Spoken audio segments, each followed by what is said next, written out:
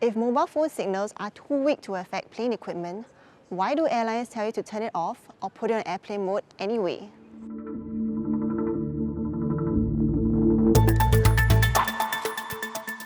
A recent plane crash in Nepal had netizens wondering whether a phone could have affected plane equipment. This was after a passenger live-streamed the incident moments before the crash. We asked you, our readers, for your questions on using phones on a plane and went to aviation experts for the answers.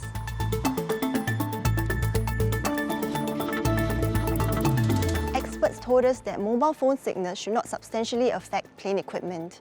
Mobile phones must also comply with regulations that limit the strength of their emissions. Plane equipment is also designed to have a certain level of immunity against these emissions.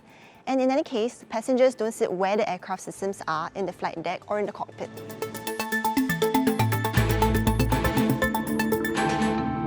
Switching your phones off or putting it in airplane mode reduces the amount of emissions affecting the plane equipment, especially in the critical phases of takeoff and landing. The more passengers who turn their phones off, the better it is for aircraft systems. But one bigger reason, an expert told me, is so that passengers pay attention to safety briefings.